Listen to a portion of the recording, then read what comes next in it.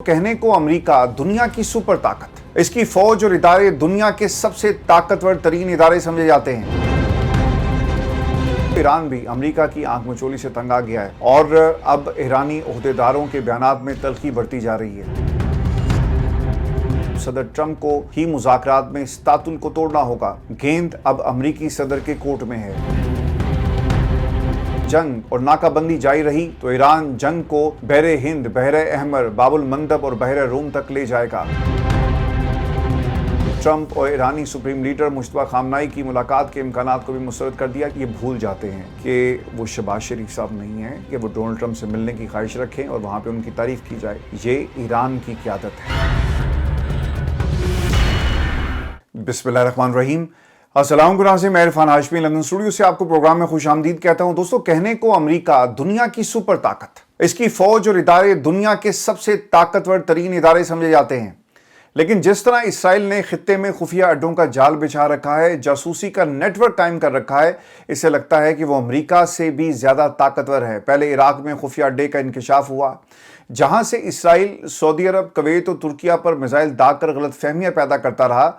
और आपको याद होगा कि एक दफ़ा नहीं 2 मरतबा खुफिया अड्डे पकड़े गए जहां से प्रॉक्सी वॉर का आगाज़ किया जाता है।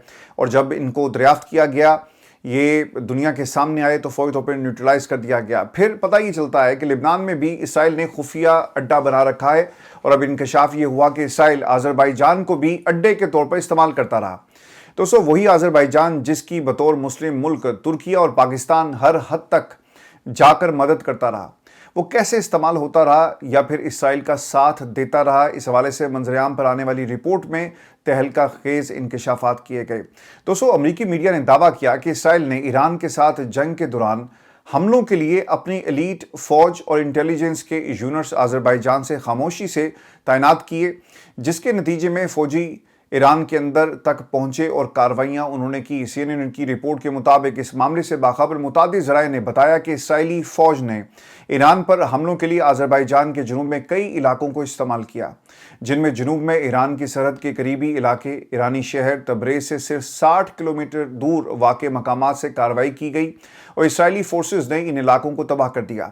रिपोर्ट में बताया जाता है कि इन इलाकों में स्पेशल कमांडो यूनिट्स भी तैनात कर दी गई, जहां से खुफिया मालूमात इकट्ठी की गई और इन इलाकों से ड्रोन हमले भी किए गए। ज़राए के मुताबिक इसराइल ने जंग के दौरान इन इलाकों से शुमाली ईरान पर खतरनाक हमले किए और इसराइल के लिए ये मकामात बहुत सूदमंद साबित हुए। और दोस्तों, इस हवाले से बताया जाता है कि आज़रबाईजान में मौजूद ये मकामात इसराइल के इन मुतादिद खुफिया फौजी तनसीबात और अड्डों में शामिल थे, जो इराक, मुत्तहिदा अरब अमारात और सोमाली लैंड समेत मुख्तलिफ ममालिक में कायम हैं। दोस्तों, होशरुबा रिपोर्ट में ये दावा किया गया है कि इसराइली फोर्सेस ने इब्तदाई तौर पर मंसूबा बनाया था कि ये फौजी दस्ते हंगामी सूरत हाल में मुमकिना इमदादी और रेस्क्यू टीमों के तौर पर काम करेंगे। ताहम बाद में इसका दायरा कार जो है वसी किया गया और ये फौजी अड्डे खुफिया मालूमात जमा करने के लिए मराकज़ में तब्दील हो गए। ज़रा के मुताबिक इन इंतजामात के नतीजे में जंग के दौरान इसराइली फ़ौज ईरान के जनूब, मगरिब और शुमाल में मुख्तलिफ इलाकों में तैनात कर दी गई और इसके नतीजे में इनकी अस्करी मनसूबाबंदी मजबूत हुई और सैकड़ों मील तक फैल गए और ईरान के अंदर तक ये जा पहुंचे और इन मकामात से इसराइल को ईरान भर में अहम अहदाफ पर मुसलसल हमले बरकरार रखने में एक बहुत ज़्यादा आसानी हुई, यानी ऑपरेशन उनके बहुत ज़्यादा आसान हो गए थे। दोस्तों, ज़राए ने मज़ीद ये भी बताया कि आज़रबाईजान के इस ऑपरेशन में हिस्सा लेने वाले दर्जनों फौजियों में इसराइल की special operation forces, elite हेलीबॉर्न combat और रेस्क्यू फोर्स के साथ साथ मुसाद के एहलकार भी शामिल थे। अब आपको समझ में आ रही है कि ईरान के अंदर ये जो रजीम चेंज के मामला जब शुरू हुए तो इन्होंने तकरीबन कोई 2000 से ज़ायद मकामात को टारगेट किया, मुख्तलिफ मकामात के ऊपर अनरेस्ट फैलाया। बहुत सारे इलाकों के अंदर ये फसादात बर्पा करने में कामयाब हो गए। CCTV फुटेजेस आपको मिलेंगी जहाँ पर मसाजिद को टारगेट किया गया ताकि लोग आपस में लड़ना शुरू हो जाएं। असलहा इनको दिया गया। ये तमाम सपोर्ट कहाँ से आ रही थी? आज़रबाईजान का उसमें बहुत ही बुनियादी किरदार था। दोस्तों, ये मानने वाली बात नहीं है कि आज़रबाईजान को पता ना चले और इराक को ना पता चले और इसके साथ साथ दीगर ममालिक जो इस्तेमाल हुए, ये कहीं ना कहीं इनकी मिली भगत से हुआ कि तुम ये कार्रवाइयाँ करो, कल को हम कहेंगे कि जनाब यहाँ पर कुछ ऐसे अड्डे मौजूद थे और हमें नहीं पता चला। ये मानने वाली बात नहीं है कि आपके मुल्क के अंदर एक बटालियन मौजूद हो, आपके कमांडोस उस मुल्क के अंदर उतर कर कार्रवाई कर रहे हो और उस मुल्क को बतौर लॉन्चिंग पैड इस्तेमाल किया जा रहा हो اور کسی کو کانوں کان خبر نہیں ہوتی۔ دوستو CNN نے یہ بھی بتایا کہ امریکہ میں قائم آذربائیجان کے سفارتخانے کے ترجمان کے مطابق ہم ان بے بنیاد دعووں کو یکسر مسترد کرتے ہیں جن میں کہا گیا کہ مبینہ طور پر ایک تیسرے ملک کے خلاف حملوں کے لیے آذربائیجان کی سرزمین استعمال ہوئی۔ رپورٹ میں بتایا گیا کہ آذربائیجان میں اسرائیلی فوجی موجودگی سے اسرائیل کو ایک اضافی اڈا دستیاب ہوا جس سے وہ ہنگامی حالات میں گرائے جانے والے یا حادثے کے شکار پائلٹس کو ریسکیو کرنے کے لیے کارروائیاں سر انجام دے سکتا تھا، اور ان مقامات سے ایران کے بارے میں خفیہ معلومات جمع کرنے اور نگرانی کی سہولت بھی حاصل ہو رہی تھی۔ دوستو آپ کو میں یہ بھی بتا دوں کہ آذربائیجان اور اسرائیل کے تجارت اور عسکری شعبوں میں قریبی تعلقات ہیں۔ آذربائیجان تیل کی بڑی مقدار اسرائیل کو برآمد کرتا ہے اور اسرائیل جواب میں آذربائیجان کو جدید اسلحہ فراہم کرتا ہے، جس میں کچھ 2016 اور 2020 میں آرمینیا کے خلاف نگورنو کاراباخ جنگ کے دوران استعمال کیا گیا۔ آذربائیجان 2016 میں اسرائیل سے فضائی دفاعی نظام آئرن ڈوم خریدنے والا پہلا ملک بن جائے گا۔ دوستو صرف آذربائیجان میں اسرائیلی اڈے موجود نہیں ہیں، بلکہ رپورٹ میں یہ بھی دعویٰ کیا گیا کہ صومالی لینڈ میں اسرائیل کو اضافی عسکری پوزیشن فراہم کی گئی جہاں اسرائیلی جنگی طیاروں کو ایران کے لیے طویل پروازوں سے روکنے کی اجازت دی گئی۔ اور دوستو آپ کو یقیناً یاد ہوگا کہ دسمبر 2025 میں اسرائیل نے صومالی لینڈ کو بطور ملک تسلیم کیا تھا، جس پر پاکستان سمیت مسلم ممالک کا ایک شدید ردعمل آیا اور اس کو مسترد کر دیا گیا۔ افریقی ملک صومالیہ کے زیر کنٹرول علاقے صومالی لینڈ میں واقع ساحلی شہر بیربیرا میں متحدہ عرب امارات کے وسیع تجارتی مفادات اور فوجی وہاں پہ موجود ہیں۔ اسی طرح مزید بتایا جاتا ہے کہ اسرائیل کے عراق میں بھی خفیہ فوجی اڈے ہیں اور ایران کے ساتھ جنگ کے دوران اسرائیل کو مدد کے لیے بیسز فراہم کی گئی اور ضرورت پڑنے پر سرچ اور ریسکیو آپریشن کی سہولت بھی دی گئی۔ دوستو رپورٹ میں بتایا گیا کہ ایران میں اسرائیل کے 2 خفیہ فوجی اڈوں کے حوالے سے اس سے پہلے وال اسٹریٹ جرنل اور نیو یارک ٹائمز نے بھی رپورٹ دی تھی۔ عراقی فوج نے بیان میں کہا کہ مارچ کے اوائل تک ملک میں کوئی غیر قانونی بیسز یا فورسز موجود نہیں تھی۔ CNN کی رپورٹ کے مطابق بتایا جاتا ہے کہ ایران سے جنگ کے دوران اسرائیل نے خفیہ طور پر متحدہ عرب امارات میں فضائی دفاع کے لیے آئرن ڈوم بھی منتقل کیا۔ اس کے علاوہ کارروائیوں کے لیے فوجی بھی تعینات کیے گئے۔ مزید یہ بھی بتایا جاتا ہے کہ اسرائیلی وزیر اعظم بنجمن نیتن یاہو، اسرائیلی خفیہ ایجنسی موساد کے سربراہ اور اسرائیل کے فوجی سربراہ نے جنگ کے دوران متحدہ عرب امارات کا دورہ بھی کیا۔ تاہم ان تمام انکشافات پر متحدہ عرب امارات نے اسرائیلی اعلیٰ حکام کے دوروں کی تردید کی تھی۔ دوستو ایران بھی امریکہ کی آنکھ مچولی سے تنگ آ گیا ہے اور اب ایرانی عہدیداروں کے بیانات میں تلخی بڑھتی جا رہی ہے۔ ایران کے سپریم لیڈر مجتبیٰ خامنائی کے فوجی مشیر محسن رضائی نے انکشاف کیا ہے کہ امریکہ کے ساتھ امن معاہدے اور کشیدگی کے خاتمے کے لیے جاری مذاکرات اس وقت تعطل کا شکار ہیں۔ امریکی نشریاتی ادارے CNN کو تہران میں دیے گئے ایک انٹرویو میں محسن رضائی نے مزید کہا کہ دونوں ممالک کے درمیان بات چیت ایک نازک مرحلے پر پہنچ چکی ہے اور مذاکرات آگے بڑھانے کے لیے اب امریکہ کو عملی اقدامات کرنا پڑیں گے۔ انہوں نے مزید یہ بھی کہا کہ اب صدر ٹرمپ کو ہی مذاکرات میں اس تعطل کو توڑنا ہوگا۔ گیند اب امریکی صدر کے کورٹ میں ہے۔ امریکی صدر ڈونلڈ ٹرمپ ایران کے منجمد اثاثے بحال کر کے ایران امریکہ مذاکراتی ڈیڈ لاک ختم کر سکتے ہیں۔ محسن رضائی کے مطابق امریکہ کے لیے $24 ارب ایران سے سمجھوتے پر پہنچنے کے لیے بڑی رقم نہیں، یہ ایران کا پیسہ ہے، امریکہ کا نہیں، اور امریکہ کو یہ پیسہ فوری طور پر ریلیز کرنا چاہیے۔ دوستو امریکہ کو سمجھنا چاہیے، وہ یہ بھی کہتے ہیں کہ ایران سے سمجھوتے کے لیے درکار رقم اس سے لڑنے کے لیے درکار رقم سے بہت کم ہے۔ محسن رضائی نے یہ بھی کہا کہ جنگ اور ناکہ بندی جاری رہی تو ایران جنگ کو بحر ہند، بحر احمر، باب المندب اور بحر روم تک لے جائے گا۔ محسن رضائی نے ٹرمپ اور ایرانی سپریم لیڈر مجتبیٰ خامنائی کی ملاقات کے امکانات کو بھی مسترد کر دیا، چونکہ ان کی بڑی خواہش ہے کہ میں مجتبیٰ خامنائی سے ملوں، لیکن یہ بھول جاتے ہیں کہ وہ شہباز شریف صاحب نہیں ہیں، وہ پاکستان کی قیادت نہیں ہے کہ وہ ڈونلڈ ٹرمپ سے ملنے کی خواہش رکھیں اور وہاں پہ ان کی تعریف کی جائے۔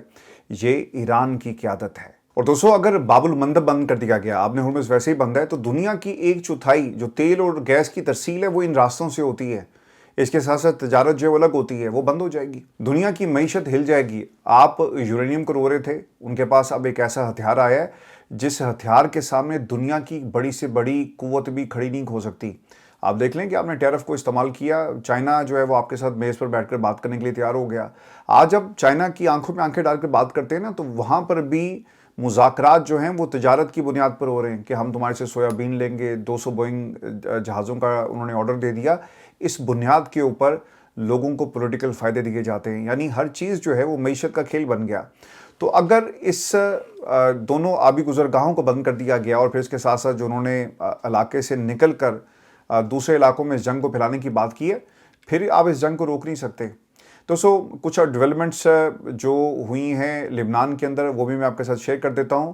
اور لبنانی صدر جوزف اون نے کہا کہ ایران امریکہ کے ساتھ مذاکرات میں لبنان کو سودے بازی کے لیے استعمال کر رہا ہے، جو ناقابل قبول ہے۔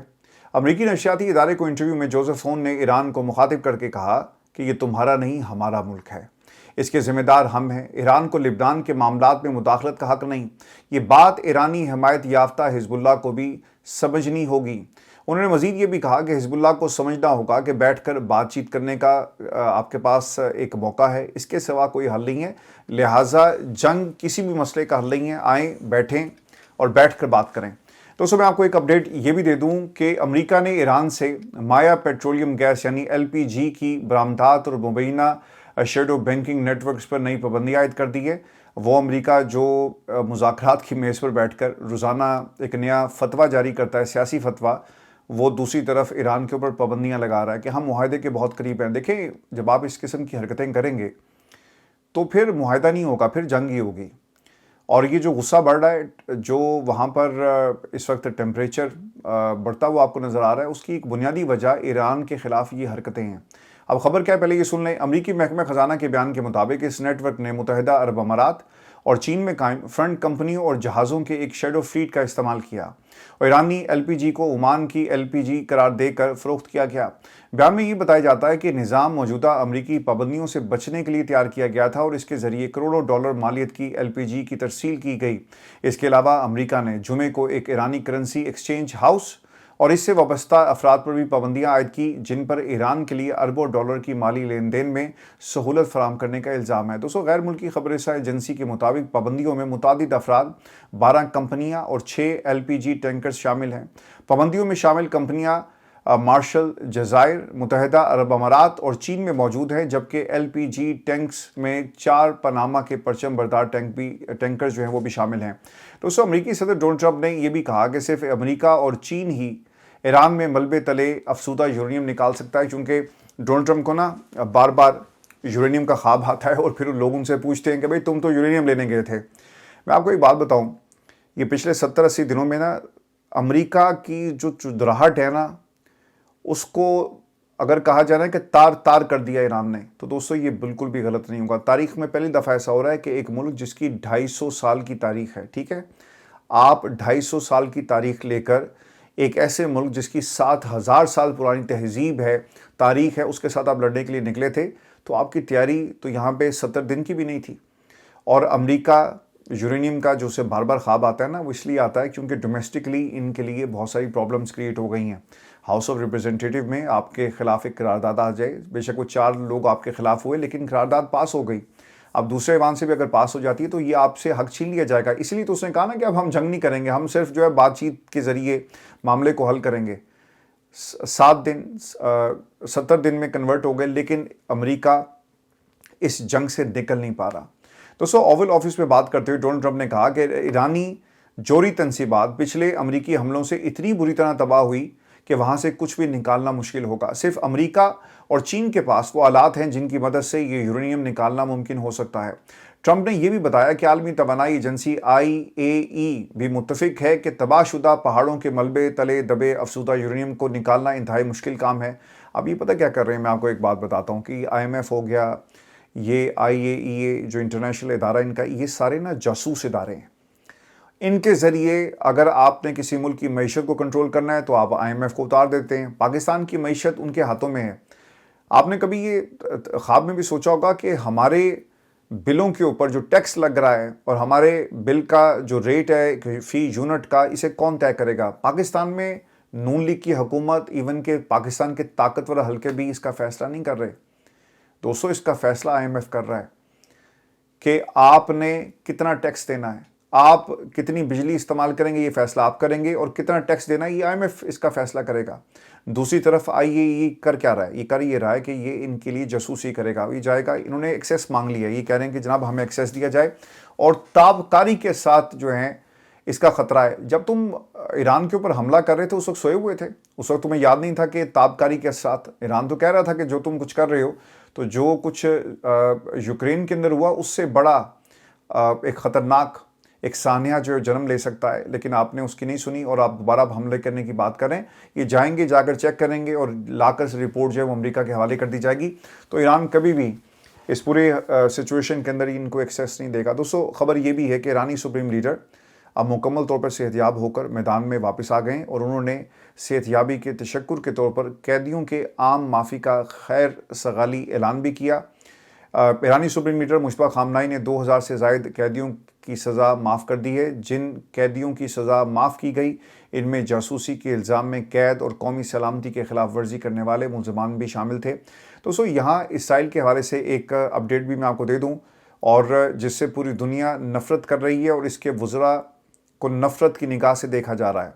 आयरलैंड ने इसराइल के कौमी सलामती के वज़ीर और जो वज़ीर ख़जाना है, इन दोनों को आयरलैंड ने दाखिले पर इनकी पाबंदी लगा दी है।